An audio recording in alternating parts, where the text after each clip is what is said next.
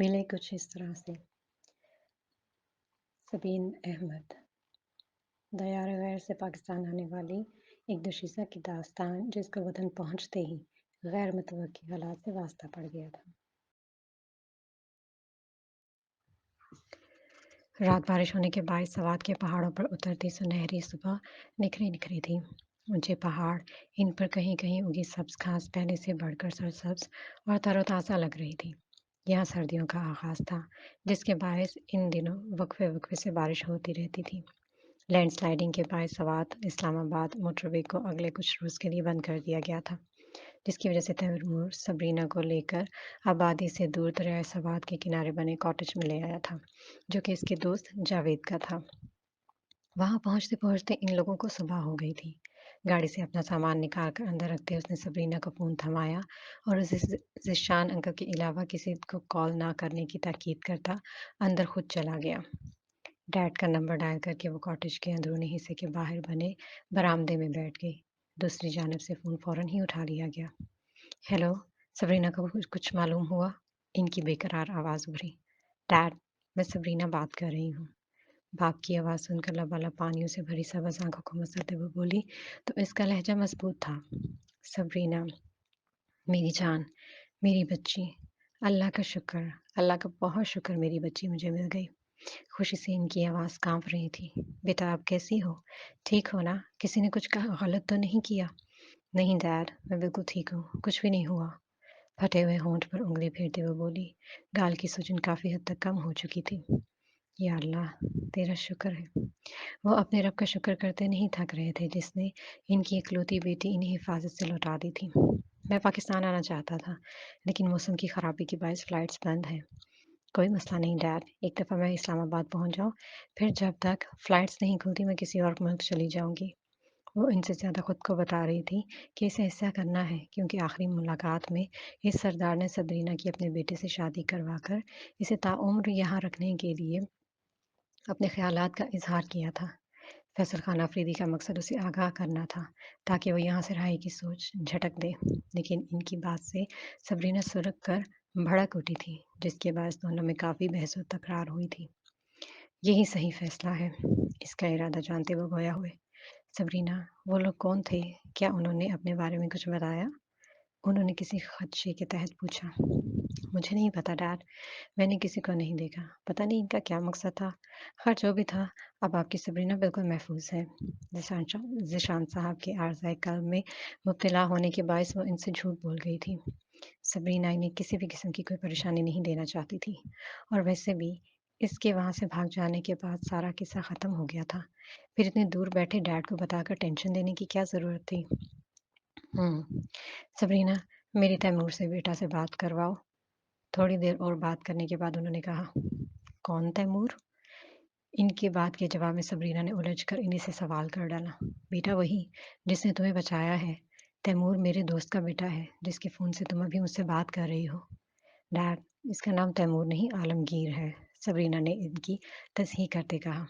Sabrina, اس کا پورا نام تیمور عالمگیر ہے، اب تم اس سے میری بات کرواؤ، ذیشان صاحب اپنی بیٹی کی معلومات میں اضافہ کرتے ہوئے بولے۔ وہ بات کر کے تیمور کا شکریہ ادا کرنے کے ساتھ اس سے اغوا کاروں کے متعلق جاننا چاہتے تھے۔ اوہ، مجھے اس نے اپنا نام بس عالمگیر بتایا ہے، اور ڈیڈ وہ بھی مصروف ہے، میں اس کو بعد میں کال کرنے کو کہہ دوں گی۔ اب میں فون رکھتی ہوں، اب اپنی میڈیسن ٹائم پہ لیتے رہیے گا۔ ڈیڈ سے بات کروانے سے قبل اس نے تیمور سے اپنے بارے میں خود بات کرنے کا سوچا کہ وہ ان کو کہیں کوئی پریشانی والی بات نہ بتائے۔ وہ نہیں چاہتی تھی کہ تیمور کو سارے مسئلے کا کس حد تک پتہ ہے۔ اس سوچ کے تحت سبرینا نے ابھی تیمور کی ان سے بات نہ کروائی۔ اوکے سبرینا، بعد میں بات کروا دینا یاد سے۔ اللہ حافظ۔ اللہ حافظ ڈیڈ، کہہ کر اس نے فون رکھا اور تیمور کی تاکید کو فراموش کرتے ایما کا نمبر ملایا۔ ہیلو ایما، میں سبرینا بات کر رہی ہوں، دوسری جانب سے فون اٹھانے پر وہ بولی۔ سبرینا، میری دوست سبرینا، اس نے خوشی سے بولتے تصدیق کرنا چاہی۔ ہاں وہی سبرینا، کہتے ہوئے اس کی ہونٹوں پر مسکراہٹ کھل گئی۔ تم کہاں ہو؟ اس نے فکر سے پوچھا۔ میں واپس اسلام آباد آ گئی ہوں۔ تمہارے کیس کے سلسلے میں مجھ سے بات کرتے آفیسر تیمور نے مجھے اسلام آباد تک سیکیورٹی فراہم کی تھی، ایما نے تفصیلاً جواب دیا۔ اوہ، صحیح، وہ بولی۔ سبرینا تم ٹھیک تو ہو؟ وہ لوگ کون تھے؟ کیا چاہتے تھے؟ ایک ہی سانس میں وہ سوال کرتی گئی۔ ہاں میں ٹھیک ہوں، اس بات کو چھوڑو، لمبی سٹوری ہے۔ تم یہ بتاؤ میرا لیپ ٹاپ اور بیگ لے لیا تھا؟ کچھ یاد آنے پر وہ بولی۔ لیپ ٹاپ بیگ؟ وہ کہاں پڑا تھا؟ میں نے تو ہڑبڑاہٹ میں جو سامنے سامنے سامان لیا تھا اور وہاں سے لے کر نکل گئی تھی، وہ خفت سے بولی۔ او نو، اس میں میرا پاسپورٹ ہے، سائڈ ٹیبل کی نچلی الماری میں پڑا تھا، وہ تفکر سے بولی۔ یار اب اتنا چھپا کر کس نے رکھنے کو کہا تھا؟ اس نے اپنی بھول کا سبرینا کو بھی قصوروار ٹھہرایا۔ بعد میں مجھے بول لینا، ابھی تم کوئی حل نکالو، وہ کوفت سے بولی۔ حل تو ہے، میں ریسیپشن پر کال کر کے کہتی ہوں اور تمہارا بیگ سنبھال لیں گے، پھر تم جا کر لے لینا، وہ سبھاؤ سے بولی۔ ہاں یہ ٹھیک ہے، میں کال رکھتی ہوں تو میرا یہ کام ابھی کر دینا، سبرینا بولی۔ ٹھیک، پھر میں کر کے تمہیں بتاتی ہوں، ایما بولی۔ نہیں نہیں تم کال مت کرنا، بس یہ کام کر دو۔ اچھا جیسے تم کہو، تم فکر نہ کرنا، میں ابھی کرتی ہوں، ایما بولی۔ Okay bye. ایما کی خیر خیریت معلوم کرتے اس نے بمشکل 5 منٹ کی بات کی۔ اندر جانے سے پہلے ایما کا نمبر کال لاگ سے ڈیلیٹ کرتے وہ کھڑی ہوئی۔ سبرینا لکڑی کا بند دروازہ کھولتے قیمتی قالین، مضبوط دیو ہیکل فرنیچر، مخملی پردوں سے سجے کاٹیج کے اندر داخل ہوئی۔ اٹالین سٹائل کے کچن سے آتی خوشبو پر اس کی بھوک جاگی۔ وہ چلتی ہوئی کچن کے کاؤنٹر کے پاس آ رکی، جہاں اس کی جانب پشت کیے کھڑا تیمور پین میں موجود انڈا پاس رکھی پلیٹ میں نکال رہا تھا، جبکہ دوسرے برنر پر قہوے کا پانی کھول رہا تھا۔ اس نے ایک نظر بریک فاسٹ بار کی طرف دیکھا، جس پر جیم، مکھن، بریڈ، کٹے ہوئے فروٹس وہ پہلے ہی رکھ چکا تھا۔ تیمور کی آمد کا سن کر جاوید نے اس کے پہنچنے سے قبل ہی اشیاء ضرورت کا تمام سامان اپنے خاص ملازم کے ذریعے وہاں پہنچا دیا تھا۔ سب سامان دیکھ کر تیمور نے سبرینا کے لیے ناشتہ بنانے کا سوچا۔ جو بھی تھی تو وہ اس کی مہمان، اور آداب میزبانی اسے اچھی طرح نبھانے آتے تھے۔ ہاتھ میں گرما گرم بنے آملیٹ کی پلیٹ لیے وہ پلٹا تو پیچھے کھڑی سبرینا نے اس کا فون کاؤنٹر پر رکھتے ہوئے کہا، تمہارا فون۔ تھینک یو، تیمور نے سر کو خم دینے پر اکتفا کیا۔ تیمور مجھے ایسے کیوں لگ رہا ہے کہ یقیناً 2 بندوں کا ناشتہ ہے؟ تمام تکلف سائڈ پہ رکھتے وہ اپنے سفید مومی جیسے دانتوں کا نمائش کرتے تیمور کے نام پر زور دیتے بولی، میرا بھی بنایا ہے نا؟ اس کو خاموشی سے پلیٹ سے بریک فاسٹ بار پر رکھتے دیکھ وہ بولی، یہ سب تمہارے لیے ہی بنایا، میں صرف کہوا لوں گا۔ سبرینا کے بچگانہ انداز پر بے ساختہ امڑ ڈالنے والی مسکراہٹ کو چھپاتے وہ بولا، اس سے پہلے کہ یہ ٹھنڈا ہو تم بریک فاسٹ شروع کرو۔ تمہیں کیسے پتا میں بھوکی ہوں؟ آنکھوں میں تشکر لیے اس نے نرمی سے پوچھا۔ Enjoy the breakfast, Taimur جو اپنے لیے قہوہ کپ میں ڈال رہا تھا، کپ پکڑے اس کو دیکھ کر کہتا لکڑی کی کھڑکی کے سامنے رکھے سنگل صوفہ پر جا کر بیٹھ گیا، جہاں سے دریائے سوات کا شوریدہ پانی صاف نظر آ رہا تھا۔ کندھے اچکا کر خواہ خواہ مسکراتے سبرینا ناشتہ کرنے کی غرض سے وہاں پر موجود 3 سٹولز میں سے ایک پر بیٹھ گئی۔ تیمور تم کیا ہو؟ پیٹ بھر کر ناشتہ کرنے کے بعد اچھی لڑکیوں کی طرح سبرینا نے اٹھتے سارا ٹیبل سمیٹ کر برتن دھوئے۔ اس وقت وہ موبائل پر مصروف تیمور سے کچھ قدم کے فاصلے پر کھڑی دریافت کر رہی تھی۔ نظر تو انسان آتا ہوں، تم بتاؤ میں کیا ہوں؟ موبائل سے نظریں ہٹائے بغیر وہ بولا، میرا مطلب تمہارا پیشہ کیا ہے؟ پہلے مجھے لگا تم پولیس والے ہو، لیکن اب تمہارے ہاتھ کا بنا اتنا مزیدار آملیٹ کھا کر میں کنفیوز ہو گئی ہوں۔ آخر میں وہ شرارت سے بولی، تمہارا پہلا خیال ٹھیک ہے، موبائل بند کر کے پاکٹ میں رکھتے اب وہ اسے دیکھتے بولا، وہاں روم میں کچھ لیڈیز سوٹ پڑے ہیں، تم چاہو تو چینج کر سکتی ہو۔ تیمور کے کہنے پر اس نے اپنے ملنگجے ہوتے وائٹ ڈریس شرٹ اور پینٹ کو دیکھا۔ اپنی حالت دیکھ کر اسے واقعی نہانے کی ضرورت محسوس ہوئی۔ کیا وہ تمہاری بیوی کے کپڑے ہیں؟ اس نے رازداری سے پوچھا۔ میری نہیں، لیکن دوست کی بیوی کے کپڑے ضرور ہیں۔ اس کی بات پر دھیمے سے ہنستے وہ بولا۔ سبرینا لمحے بھر کر اس کی دلکش ہنسی میں کھو سی گئی۔ اوکے میں چینج کرتی ہوں، لیکن مجھے پہلے تم سے ایک ضروری بات کرنی ہے۔ کرو، وہ سیریس ہوتا بولا، وہ ڈیڈ نے تم سے بات کرنی ہے۔ میں نہیں جانتی کہ تمہیں کیا معلوم ہے، لیکن میں نے ڈیڈ کو نہیں بتایا کہ مجھے میرے ماموں نے اغوا کیا تھا۔ وہ ہارٹ پیشنٹ ہیں، تو اس نے بات ادھوری چھوڑ دی۔ ٹھیک ہے تم فریش ہو جاؤ، پھر اس ٹاپک کو ہم ڈیٹیل میں ڈسکس کر دیں گے، سبھاؤ سے کہتے وہ کھڑا ہوا۔ اوکے، वो बोलकर पलटी और वहाँ मौजूद वाहिद कमरे की तरफ चली गई। नहाकर आरामदेह साफ सुथरा लिबास पहनते वो काफ़ी पुरसकून हो गई और इस पर नींद तारी होने लगी। कमरे में मौजूद बेड पर वो कुछ देर सुस्ताने की गर्ज से लेट गई। वो 2 रातों से जागी हुई थी। नरम-गरम बिस्तर पर लेटने के बाद उसे एहसास ना हुआ कि कब वो नींद की वादियों में उतरती चली गई। सबरीना को कमरे में गए 2 घंटे से ऊपर हो वक़्त होता देखकर इसको चेक करने की गर्ज से तैमूर ने नॉक करते दरवाज़ा खोला। सामने बेड पर इसको सिकुड़ कर सोता देख तैमूर ने अंदर दाखिल होते करीब पड़ा कंबल खोलकर सबरीना पर डाल दिया। कमरे की लाइट्स ऑफ करता वो आहिस्तगी से दरवाज़ा बंद करता बाहर चला गया और खुद भी लाउंज में पड़े सोफे में से एक पर दराज होकर आंखें मूंद लीं। सुबह का सूरज फैसल खान अफरीदी के डेरे पर इसकी शिकस्त लेकर चढ़ा था। सुबह जब वो हवेली से निकले तो जहांज़ेब के इनकार के बावजूद काफ़ी सरशार थे। वो आज शाम तक शाहनवाज और उस लड़की का निकाह पढ़वाने का इरादा रखते थे। ये काम जितना जल्दी हो जाना था उतना अच्छा था। इनका इतने साल कब्ल ज़िल्लत के गहरे एहसास तले खुद से लिया गया अहद पूरा होने वाला था। पर जब वो डेरे पर पहुंचे तो तबीयत पर छाई सरशारी की जगह इश्ताल ने ले ली। बाहर खड़े चौकीदारों में से एक, जिसको अपनी मुतवक्किर शामत का अच्छी तरह इल्म था, वो होश में आते ही खुद को आज़ाद करता वहाँ से भाग गया, जबकि दूसरा, जिसने वफादारी निभाने को तरजीह दी, अब वहाँ खड़ा शाहनवाज के थप्पड़ घूंसों की जद में था। बाप के आने से पहले ही शाहनवाज ने उसे मार मार कर इसका कोई हाल नहीं छोड़ा था। इस दूसरे भिगोड़े का पता चला? शाहनवाज को अपने करीब बुलाकर उन्होंने पूछा। बंदे इसकी तलाश में निकले हुए हैं, जल्द ही कुछ मालूम हो जाएगा। कमीज की जेब से रुमाल निकालकर इसे मारने के बायस चेहरे पर आया पसीना पहुंचा। क्या लगता है इसमें अपने बंदे का हाथ है? उन्होंने सीना ताने साथ खड़े सपूत की राय जानना चाहिए। इसके भागने से तो लग रहा है कि इसका हाथ है। अब बाकी बातें तो इसके मिलने के बाद ही मालूम होंगी। तुमने इस लड़की के साथ किसी और का भी जिक्र किया? अपनी दाढ़ी पर हाथ फेरते फैसल खान अफरीदी पुरसोच अंदाज में गोया हुए। हाँ जी, कोई दोस्त थी। वो बोला, इसका पता करो, ज़रूर इसके पास ही गई होगी और उस दूसरे बंदे को भी ढूंढ निकालो। आखिर किसने एक बार फिर फैसल खान अफरीदी को ललकारने की जुर्रत की? आखिर में वो तकब्बुर से बोले, मैं अपने बंदे को भेजता हूँ। नहीं, खुद जाओ। मुझे वो लड़की किसी भी कीमत पर यहाँ वापस चाहिए। वो इंतकाम की आग में जलते हुए बोले। जी, मैं अभी निकलता हूँ, कहते हुए शाहनवाज अपनी जीप की तरफ बढ़ गया। अब्बा हुजूर के हुक्म पर वो मंगोरा के लिए निकल चुका था।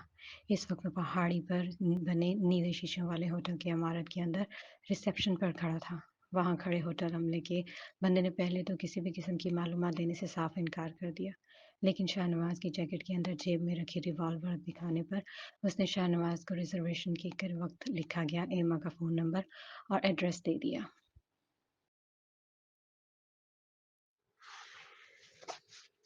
उसने वहीं खड़े-खड़े रिसेप्शन से मिलाया, एमा का नंबर डायल किया। नंबर बंद जा रहा था। एमा का ये नंबर पाकिस्तान आकर सबरीना के ज़ेरे इस्तेमाल था। बाज़ार में मोबाइल गिरने के बायस वो बंद हो गया था। फ़ोन जेब में वापस डालते हुए एक मरतबा फिर सामने कुछ खौफज़दा खड़े रिसेप्शनिस्ट की जानिब मुतवज्जो हुआ। कोई इन्हें मिलने आया हो? पैसों से भरा लिफाफा इसकी तान बढ़ाते शाहनवाज ने पूछा। ये इस बंदे को मुंह बंद रखने की रकम दी गई थी। नहीं सर। रिसेप्शन पर खड़ा नौजवान अपनी लॉटरी निकलती देखकर अंदर ही अंदर खुशी से झूम उठा। लेकिन इस इनायत पर मैं आपको कुछ देना चाहूँगा। शायद आपके कुछ काम आ जाए। लिफाफा अपनी पैंट की जेब में अड़सते उसने पीछे बने दराज में से सबरीना का लैपटॉप बैग निकाल कर डेस्क पर रखा। ये क्या है? शाहनवाज ने पूछा। ये उन लोगों के सामान में से यहाँ रह गया था। उन्होंने इसे लेने आना है। पूरी बात सुनते ही इसके चेहरे पर एक शैतानी मुस्कुराहट चमकी। बैग हाथ में पकड़े उसने कहा, जैसे ही कोई इस बैग को लेने के लिए आए तुमने मुझे इस नंबर पर इत्तला कर देनी है। वहाँ पड़े नोटपैड पर उसने अपना नंबर लिखा और होटल से निकल गया।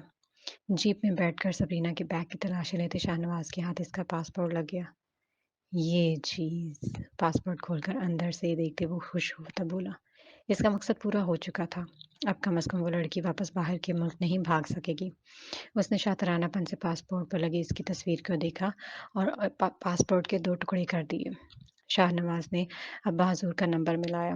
फैसल खान अफरीदी ने बेटे की अक्लमंदी पर उसे दाद दी और वापस आने को कहा। रास्ते बंद होने के बायस वो इस्लामाबाद में मुकीम एमा के घर नहीं जा सकता था। एक ख्याल के तहत उसने अपने ख़ास बंदों को फ़ोन किया और उन्हें सवात और इसके इर्द गिर्द के इलाकों में सबरीना की तलाश का हुक्म दिया। फैसल खान अफरीदी और सबा खान अफरीदी दोनों अपने वालिदैन की आंखों का तारा थे। अपनी अपनी जगह इकलौते होने के बायस दोनों ने बचपन से लेकर जवानी तक बहुत प्यार समेटा। दोनों का प्यार मोहब्बत तो एक जैसी बराबर मिली, लेकिन इसका असर दोनों पर मुख्तलिफ अंदाज में हुआ। जहाँ फैसल खान अफरीदी दिन ब दिन जिद्दी, झगड़ालू और सख्त दिल होता गया, वहीं छोटी बहन सबा हसास होती चली गई। इनकी सकूत में चलती जिंदगी में भौचाल उस वक्त आया जब अचानक सरदार बहरोज खान अफरीदी ने छोड़कर खालिक कायनात से जा मिले। वक्त गुजरा और वो लोग आहिस्ता आहिस्ता करके इस सदमे से बाहर आते गए। फैसल खान अफरीदी ने अपने बाप के जाने के बाद सरदारी संभाल ली थी। वो वालिदैन की तरबियत के बरखिलाफ जल्दबाजी में और बहुत सख्त फैसले लेता था। इर्द गिर्द के तमाम गांव के साथ उसने बेवजह का बैर पाल लिया था और आए रोज कोई ना कोई उसके जुल्म ज्यादती का निशाना बनता। अपनी इसी रविश में उसने एक रोज बहुत मामूली सी बात पर एक गरीब किसान की मेहनत और मुशक्कत से लगाई गई फसल पर आग लगा दी। किसान अपना ये नुकसान बर्दाश्त न कर सका और उसे फॉलिज का अटैक हो गया। वो बेकसूर किसान शहर में नौकरी पर लगे ज़िशान अब्बासी का बड़ा भाई था। बिस्तर से लगे भाई को दिनों में अपनी आंखों के सामने ख़त्म होता देख ज़िशान का खून खोल उठा। वो इंसाफ के लिए जाता भी तो कहाँ। फैसल खान अफरीदी इस इलाके का बेताज बादशाह था। भाई को दफनाते इसने बदले में फैसल खान अफरीदी की लाडली बहन सबा को इससे बहुत दूर कुछ इस अंदाज में लेके जाने का फैसला किया कि वो सारी उम्र तड़पता रहे जैसे इसका भाई चला गया। और फिर इंतकाम का चक्कर शुरू हो गया। ज़िशान अब मौके की ताक में था और उसे वो मौका जल्द ही मिल गया था। एक रोज़ सबा अपनी सहेलियों के साथ फसलों की सैर को निकली जब न जाने कहाँ से सांप निकलकर सबा के सामने आ गया। थर थर कांपती बुदबुनी सबा की तमाम दोस्तें डर कर पीछे हो गईं। ज़िशान जो इसका पीछा ही कर रहा था वो ये सुनहरी मौका देखते सामने आया और बहादुरी से उसे बचाते नाजुक दिल सबा को अपनी मोहब्बत में मुब्तला कर गया। मोहब्बत भी ऐसे जिसमें सबा कुछ भी कर गुजरने के लिए तैयार थी। ज़िशान भी इससे यही ऐसा ही चाहता था। दोनों रोज़ाना की बुनियादों पर घर से करीब बने खेतों में चुपके चुपके मिलने लगे। किसी को कानो कान खबर किए बगैर ज़िशान ने गांव वाली सारी जायदाद बेच डाली। यही इसका सरमाया था जो उसने बाहर जाकर लगाना था। पैसों का बंदोबस्त हो चुका था। इसके बाद उसने सबा से खुफिया तौर पर निकाह करते दोनों के बैरून मुल्क रवानगी के लिए अप्लाई कर दिया। सबा ने बहुत इनकार किया। इसकी मर्जी थी कि ज़िशान अम्मा और भाई से आकर रिश्ता मांगे और फिर से इज्जत के साथ रुखसत करवाए। लेकिन ज़िशान ने खुदकुशी की धमकी देते उसे अच्छी तरह ब्लैकमेल किया, जिस पर सबा को हार माननी पड़ी। फिलहाल उसने सबा को निकाह के मुतालिक किसी को भी बताने से मना कर दिया। ज़िशान ना भी कहता तब भी उसने खामोश ही रहना था, क्योंकि ये बात किसी को पता लगने का मतलब खुद चलकर मौत की तरफ जाना था। आहिस्ता आहिस्ता करके हर चीज़ प्लान के मुताबिक बहुत आसानी से होती चली गई। सब कुछ ज़िशान की सोच से बढ़कर आसान निकला। फिर वो रोज़ भी आ गया जब इन दोनों का फ्रांस का वीज़ा लग गया। वो सबा को रात की तारीकी में अपने साथ भगाकर शहर ले गया। जब सुबह सबा का ख़त पढ़कर सबको इस ज़िल्लत आमेज़ ख़बर का इल्म हुआ तो तब तक वो बहुत देर हो चुकी थी। वो लोग इनकी पहुँच से बहुत दूर जा चुके थे। फ्रांस पहुंचकर कुछ अरसा इस गरूर के मुजस्मे को बहन की तलाश में दर दर की खाक छुनवाने के बाद ज़िशान ने फैसल खान अफरीदी को कॉल की और उसकी हार पर अपनी खुशी का इजहार किया। ज़िशान का एक एक लफ्ज़ फैसल खान के अंदर आग के भड़कीले शोले जलाता गया। और तब उसने फ़ोन पर कसम खाई, जिस तरह तुमने मेरी बहन को छीना इसी तरह मैं तुमसे तुम्हारी बेटी को छीन लूंगा। तुम सारी ज़िंदगी इसको देखने के लिए तड़पते रहोगे और सबा को कह देना वो हमारे लिए मर गई, हमारा जीना मरना खत्म।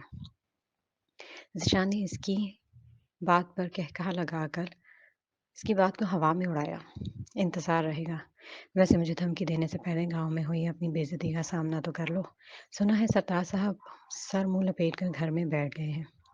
ज़िशान भरपूर तंज से बोला, मेरी बात याद रखना। कहकर फैसल खान ने कॉल काट दी।